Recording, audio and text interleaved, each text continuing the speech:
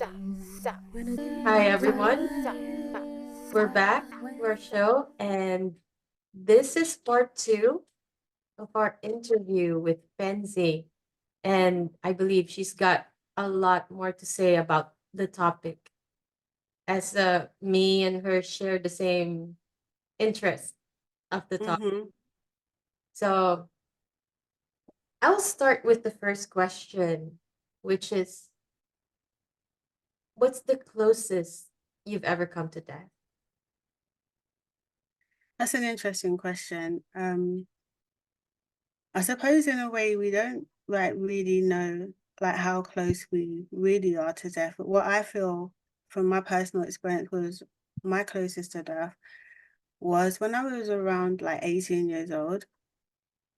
I was on holiday in Portugal with my two younger brothers, and we went down to like play in the indoor swimming pool.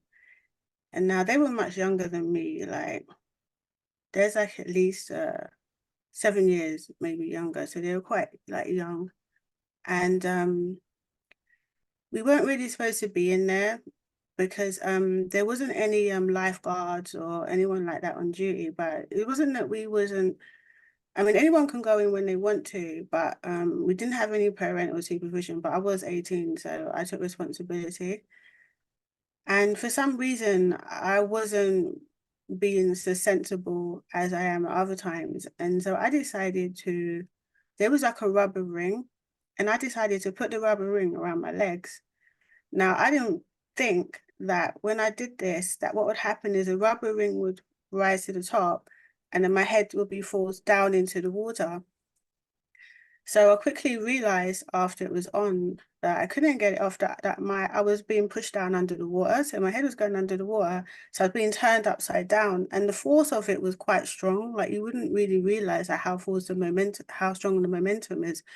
So I quickly realized that if I don't get back the right way up very soon, that I'm going to be under and I'm not going to be able to turn back myself back over again.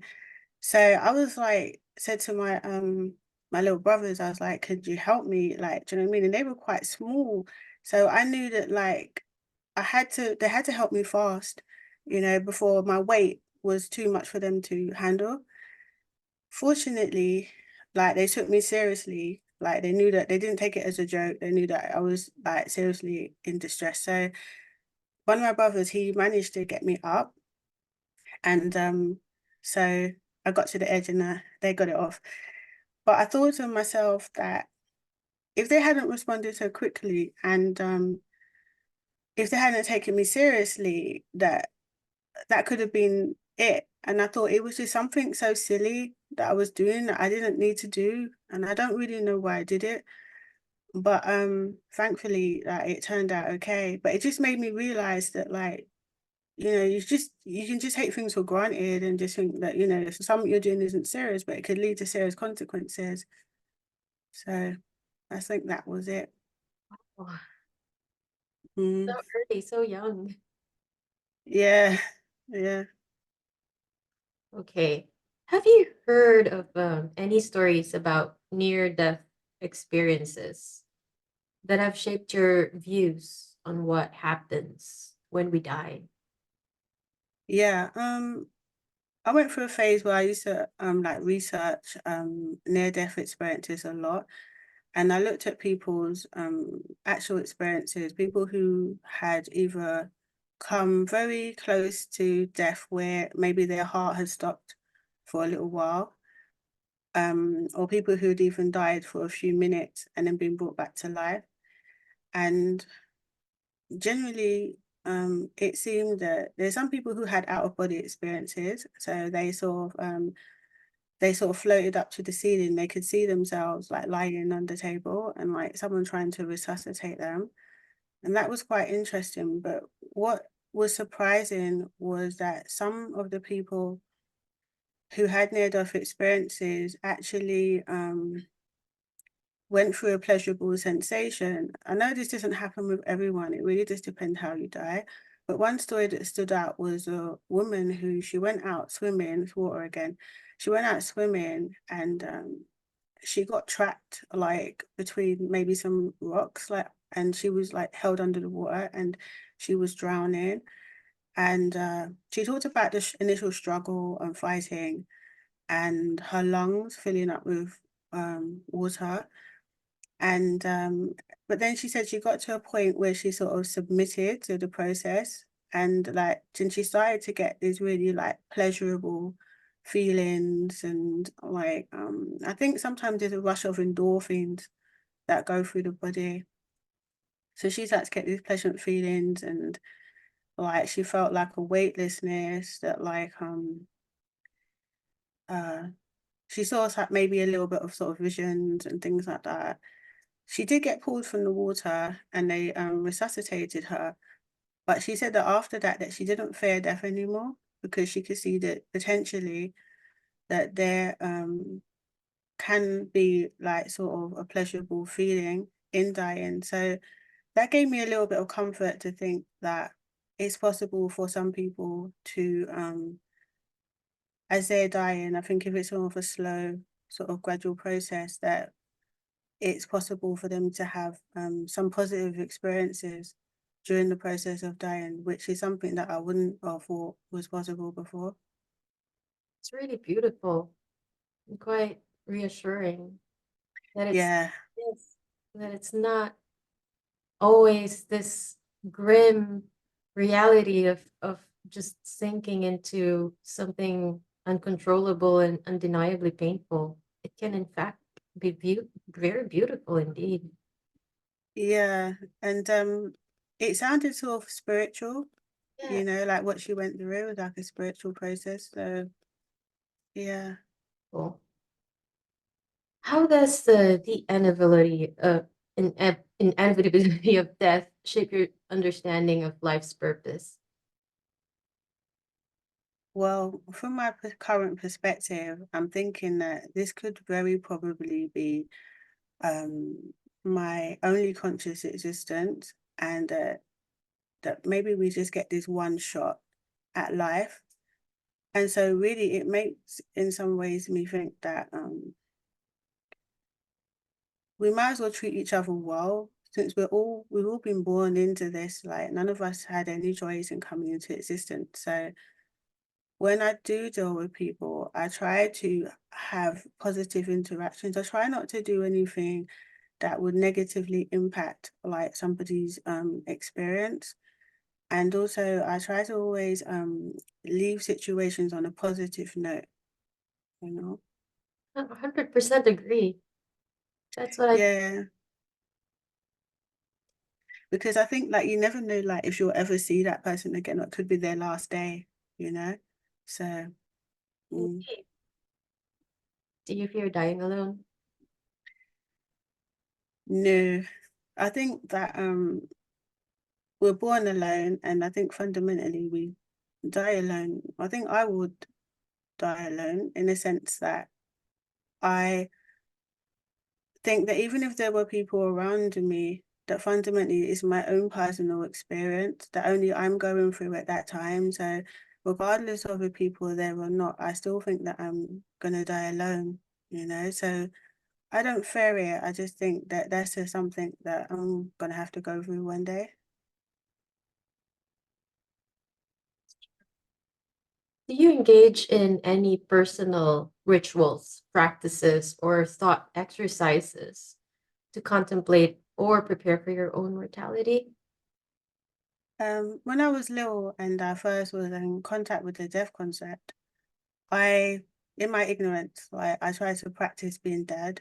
So I would like sort of like cover my ears, close my eyes, like, and try not to think of anything and try not to exist, to see what it would be like to but then later on I realized that that's not really what it's really all about, it's a little bit different from that. It's because I'm still alive obviously, so I can't make myself dead while I'm alive. It's not possible to be able to do that. So as I got older, um I suppose the preparation came from learning about other people's experiences and learning like internally, like or trying to conceptualize internally what other people go through in their last few moments. So I like to think, well, not like to think, I try to think about being in different situations and potentially like what my last thoughts would be and things like that, really, just to get an idea. But I know in a way that you can't really ever 100% prepare for it. But I just try to get a little bit of insight into potentially what I might experience. Beautiful, beautiful. How does your attitude towards death influence your ethical decision making and behavior in this life? Um, I think it goes back to just really doing good by other people. Is that I think that with my attitude, I think that I don't think life inherently has a predefined purpose, but I do think that we can find purpose for ourselves. That a purpose for some people emerges through the situations that they experience in everyday life. Um, the ethical considerations. Yeah, I think it just goes back to um trying to do good, you know, by others really as much as possible. Yeah. Are there scientific theories and discoveries that you find particularly relevant to your views on death? Yeah, one of the ones that really struck me, where it came from when I was studying on a personal level, like as a layperson, quantum mechanics. And I came across a theory um, called the many worlds interpretation. Now, I'll try and explain this as simply as possible. So it's based on quantum mechanics, and what they found was that when they were studying subatomic particles like electrons, they found that a particle can behave as a wave and as a solid object simultaneously. So they done something called the double slit experiment. They were firing electrons through two slits, and they thought that it would go through one slit or the other, but the one particle went through both of the slits. So what they found is that a particle will go through, a subatomic particle will go through every single state available to it. So what that means is every particle, well, in the theory, that every particle in this universe will also exist in a parallel universe. So it gives some insight into parallel universes. And so what that means in simplistic terms is that there's potential for a multiverse to exist, which means, well, not with the multiverse, that means multiple universes and an infinite number of multiple universes. And if you exist in this universe, according to the theory, it means that you exist in every other universe as well. So that means that out there somewhere, there are like an infinite number of me's doing very similar things to what I'm doing right now, but in parallel universes. So, for example, in this universe, I'm talking to you, but in another universe, we might not have begun our talk yet, or in another universe, we might have finished our talk. In another universe, I never met you. In another universe, you can go on, like, so every single thing you could potentially ever do, you are doing in a parallel universe. And this goes on infinitely, but you'll never have any conscious knowledge of your other selves in the other universe doing other things. So that means, have you seen the film Sliding Doors? No, but I'll definitely look that up and watch it. Because what in that film, it shows a woman, and the premise, I'm not going to give it away because I'll tell you about the premise of the film is that in one universe she gets on the tube and she meets a guy, and in the other universe she just missed the tube, the door's shut, and then she didn't. And it shows the two paths that her life takes, the one if she got onto the train, and the one when she didn't get onto the train.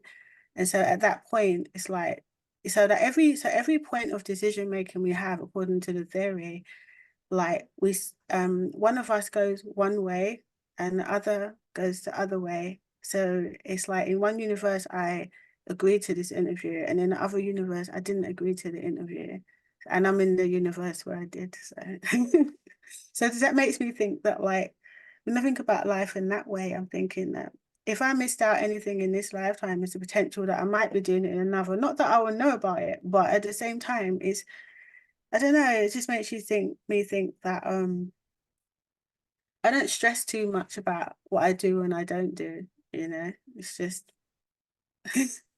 yeah. Exactly. I've also even heard the term quantum death. And Quantum death. Okay, yeah, that's a new one. yes. I haven't really done a deep research about this, but um, the basic premise is that the life that you have now is kind of like all the lives where you have lived. Like in like when you mentioned earlier, when you were 18, you might have had a life where you might have died, Mm-hmm. or you might have had several instances in your life as well where you would have died, but it goes on and on and on like a branch just slowly diverging into one. So that's kind of like coming in the other direction to what I'm talking about. Sort of like I was talking about all the paths going out into different Yes, universes, I get and you're it. talking about it coming in, converging into this universe. It's Okay, it's quite interesting. it's interesting. And so given the chance to know about your existence before birth or the details of the afterlife, which would you choose to know and why? Okay, this is a good question. I think that I have to say, like, part of me is gonna be curious, and I'm gonna want um. So can you see the question again? Sorry, I just my mind's gonna be So, given the chance to know about your existence right before birth, before or after. Right. yes, Okay. or the details of the afterlife, which would you choose to know and Okay. I have to go for the afterlife because, like, I think everything that's happened in this lifetime, I can explain or account for through what I've actually experienced in this lifetime. So I don't have really any questions like, has something before led to this? And because, like, I don't really have a concept of the afterlife, I would be intrigued to know really, like, so I could prepare myself for it if possible. Like, I would like to know about the afterlife. it's interesting, right? Hmm. Would you rather experience 2 weeks after death where you could see the impact of your passing on others or pass without this knowledge? Right. Yeah. I think that I've kind of got an idea how people are gonna I mean I could be wrong, but I think I know people pretty well that know me. And I think I know how they would be. But the thing is, it's like this, yeah. Say like I died, and then I'm looking down at people. I think that I might see some people acting in an inauthentic way surrounding my death. Like, for example, some people acting sadder than they really are, and people doing things and acting in ways that's not consistent with how I was when I was alive. And I think that would annoy me. Do you know what I mean? Like, like when like you hardly know somebody and then they're acting like they're really upset about some like your death, but really they're not, but they're just putting it on because they're just trying to act like a nice person, and really they didn't even really like you that much or something. Things like that would probably I'll probably find quite annoying. And the people that really do like me and who would authentically be really genuinely upset, I think that I wouldn't like to see their pain because I think that I would feel like sorry for them, and it would make me sad to see them genuinely sad. So whether they're genuinely sad or inauthentically sad, either way, I think I wouldn't like to see either version. So I think I'll just pass without knowing the impact that it had. Interesting. Have you ever cried way ahead of a funeral? Because I've had this before where, I've cried months before. So when the day came, when the death happened, it's just not there anymore. Yeah, this is very poignant, really, because there's been times where people have been on a certain trajectory where I've seen where that they were gonna die, like, and while they were alive, I was upset, stressed, feeling it. But when the time actually came, because I processed all the emotions in advance, like on the actual day, it's like I've already processed all the grief and the sadness already. And then once a person has departed, it's like they don't exist anymore in the physical sense. So there's nobody there to feel sorry for. Like when the person's alive, I could feel like really bad for someone if they're suffering or if they're going through something bad. But if someone is not suffering, then it's like I can't really feel, you know, very much in that sense. But I do connect with suffering. So yeah, I have processed emotions beforehand, definitely. And people can think on the day that like, oh, maybe like you didn't care, but it's like, as you said, it's like it's been processed in advance. Yes. And also, in the topic of crying, I have seen how crying is like laughter. It's so infectious that have you ever experienced like crying, like deeply hurting for someone who died that you didn't even know very well? It's just that the um the people around you are all grieving, and so you also Um, feel their grief. I think I know what you're talking about. Like, um, when I was younger, I used to have it more strongly. Like, say, like, if somebody was crying and in pain, I'd feel like crying as well. Like because they're crying, then you feel like you want to cry. Yeah, I felt like that before. As I've got older though, I think that I've become a bit more hardened to it in a sense. And but I do feel sometimes like I can feel like what the other person is feeling, you know. But I think really with me now that I think the only thing really that really gets me into crying is extreme injustice. Like, if I see a story or something about someone and it wasn't their fault and like something really bad happened to them, like I can feel like really like I don't know, I just hate injustice, like, and when I hate when people's lives get like hurt or ruined, yeah, and it's like it wasn't their fault, It's just tragic. What criteria would you consider justifiable for someone to choose assisted dying? Um Yeah, that's a hard one. I think that really it needs to be on a case by case basis, but I would think that fundamentally, if somebody is terminally ill and they want to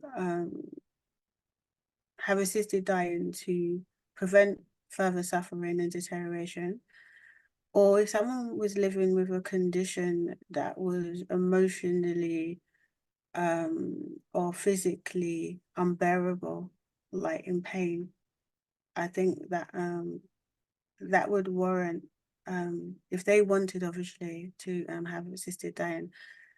I think though that there would have to be careful measures of assessment, like to check that that person was certain. And in cases where it's not terminal, I think that there would have to be like something like maybe can't put a time limit on it, but like a minimum of a year or something, just to make sure that the person is certain and that it's not something that they're going to change their mind about, you know? Yeah, luckily I've seen some stories where um these things are actually, happening already in our time. You mentioned before about Switzerland and how it is legalized there. And Mm-hmm. there's hope in that, I feel like. Yeah. Yeah. With people living longer due to medical intervention, what changes in law do you think could help society as a whole to deal with the difficulties associated with death?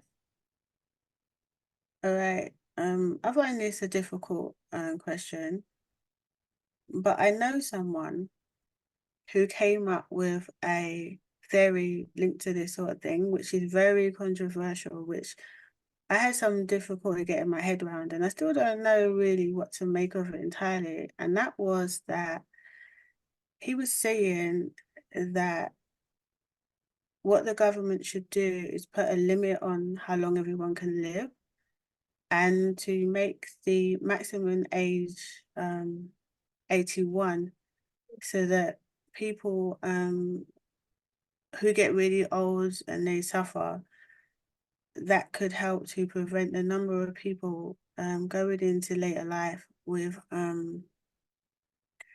debilitating physical and mental illnesses. Now, I thought so, but this is wrong because what about the people over 81 that are very healthy, you know? And he was positing that this theory isn't for now, that it'll be something that will be implemented over like maybe like, say like it could begin maybe like 50 years time or something like that. And every to a point where everybody born would know that there's going to be this 81 age limit. So it wouldn't be something that could happen now. It would be something that that people would have enough time period to adjust to. Now I thought, but there's because of the healthy people and because of the people that are well over that age, that I think it's like unfair. Do you know what I mean? To put that cap on the people that had the potential to live healthy lives, maybe into their 90s and things like that. Um, he saw it as something that would even the playing field for everyone and it would make people appreciate life more because he was saying that it's like if everybody knew they had their cut-off time, then it would make them think of like what they want to do, how they want to live beforehand. And he said that if there was someone who was healthy, that they would have a better quality of life overall than the people that were unhealthy. So they would still be having an advantage in that sense to get to an age where they were still healthy and then died rather than get ill and then die. Now that I think really I can't really get my head around that. Do you know what I mean? Because there's so many like implications and arguments and things that you could make against that. But I thought it was like an interesting thing to say. But I think in reality, I think it's a bit harsh and it it wouldn't work, you know. So I can't really say really, I mean, really, I think that when I say I can't say, I mean, I can't say what could be put in place, but I think maybe um, better living accommodation for older people, places where they could meet and not be alone, like if they want to be around other people, and maybe better healthcare education, things like that, really. Yeah, I think in our time, at least, it would be so hard to convince people with that kind of idea and thinking it's very totalitarian. It Not like is, yes. yes, not unless the world really turns into some like everyone just suddenly suffers for one reason or another, which you know quite is unlikely. Um, yeah.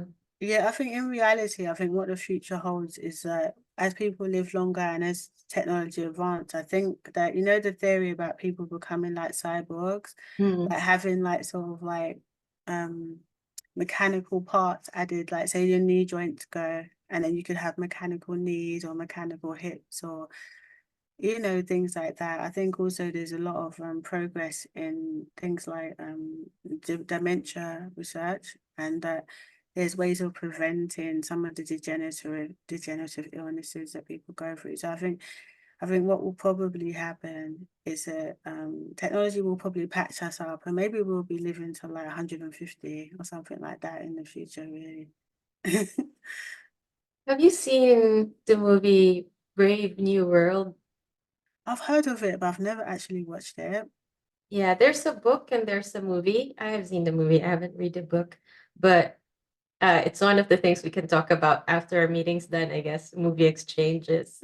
Okay. And then, yeah, that would be like fascinating to like share insights of like what you mentioned earlier about quantum mechanics and like how the future might actually unfold. That's quite fascinating. Mm, Yeah, yeah. very fascinating. Yeah.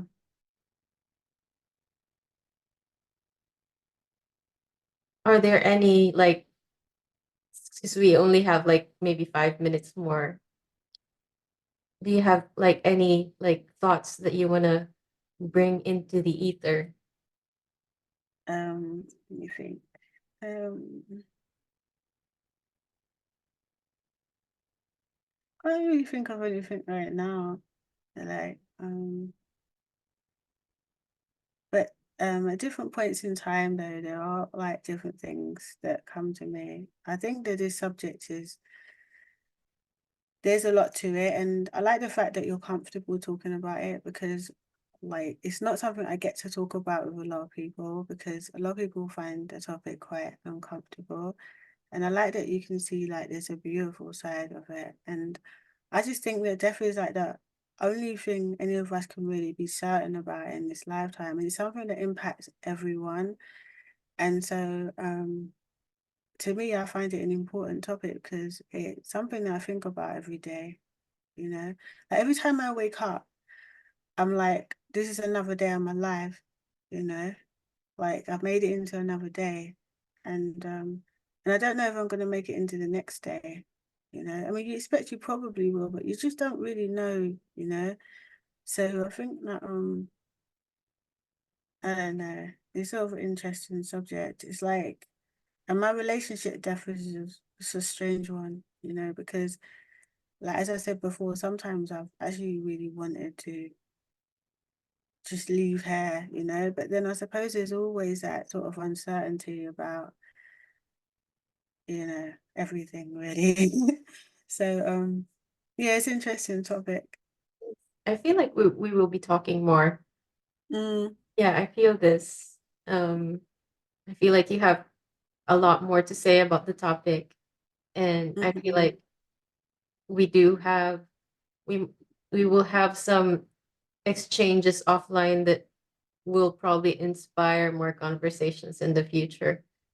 That'll be nice. Yeah. That's what I can tell. I think we do have a very similar interest of this of topic, and I'm really happy to have found you. Yeah. I've enjoyed these interviews, and it's made me think, because conscious processing, it's a reflection. Yes. So I really enjoyed talking to you today, and I'm looking forward for more talks with you in the future. Mm-hmm. And I'll see you again.